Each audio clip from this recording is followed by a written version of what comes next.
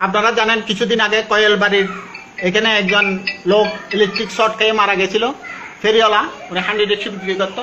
ওদের ঘর এটা 100 ডিসি এগুলা এখনো আছে। তাহলে আমি একজন থেকে খবর পেলাম ওনার তিনটা মেয়ে একটা ছেলে, এই যে দেখতে পাচ্ছেন ওনার শাশুড়ি সহ আছে, ওই যে ওখানে দেখা যাচ্ছে মেয়েটা বড় পিছন ফিরে আছে। যাক, ওদের এখন সংসার চলতে খুব কষ্ট। আপনার নাম কি? শাহিনুর। আপনার কয় ছেলে কয় মেয়ে? 3 মেয়ে 1 ছেলে। এখন কি সংসার কষ্ট হয় আপনাদের চলতে? অনেক কষ্ট সংসার চালাতে। পল্লী বিদ্যুৎ কত টাকা দিছে আপনাদের? আর দিবে আশ্বাস দিছিল? আশা নাই। আর দিবে আশা নাই। পল্লী বিদ্যুৎ 10,000 টাকা দিছিল। এই যে ওনার মেয়ে দেখতে পাচ্ছেন ছোট। আর কোন ক্লাসে পড়ো তুমি?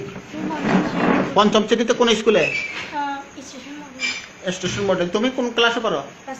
ক্লাস 6। আর একটা মেয়ে হচ্ছে উনি বড়, ওই দেখতে পাচ্ছেন উনি মাস্টার একাডেমিতে মাস্টারতে পড়ে, রোল নম্বর 1, ক্লাস 8-এ। এই ভিডিওতে যাদের দেখা যাচ্ছে তারা কেউ আর বেঁচে নেই। 2019 সালের রমজান মাসে এই পরিবারের একমাত্র উপার্জনক্ষম ব্যক্তি প্রধান কামাল হোসেন বিদ্যুৎ স্পৃষ্ট হয়ে মারা যান। স্বামীর আকস্মিক মৃত্যুর পর 4 সন্তানকে নিয়ে যেন অথৈ সাগরে পড়েন মা শাহিনুর বেগম।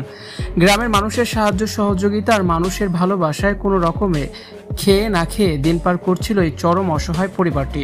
অত্যন্ত শান্ত স্বভাবের এই পরিবারের সাথে গ্রামের কারো কোনো শত্রুতা বা বিরোধ ছিল না। কিন্তু তারপরও কেন এমন নৃশংসতার শিকার হতে হলো গোটা পরিবারটিকে? এই প্রশ্ন এখন তাড়িয়ে বেড়াচ্ছে পুরো দেশবাসীকে। সকালের দিকে অসহায় পরিবারের উপর চালানো হয় সশস্ত্র ও পাশবিক এই হামলা। দিন দুপুরে ঘরের ভেতরেই মা শাহিনুর বেগম ও তার 3 মেয়ে সাইমা, ইকরা ও সিফাকে ধারালো অস্ত্র দিয়ে অত্যন্ত নৃশংসভাবে হত্যা করা হয়।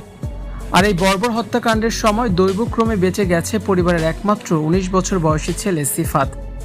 কাজের কারণে সে ঘরের বাইরে থাকায় ঘাতকের নির্মম থাবা থেকে রক্ষা পায়। তবে বেঁচে থাকলেও সিফাত আজ সম্পূর্ণ নিঃস্ব।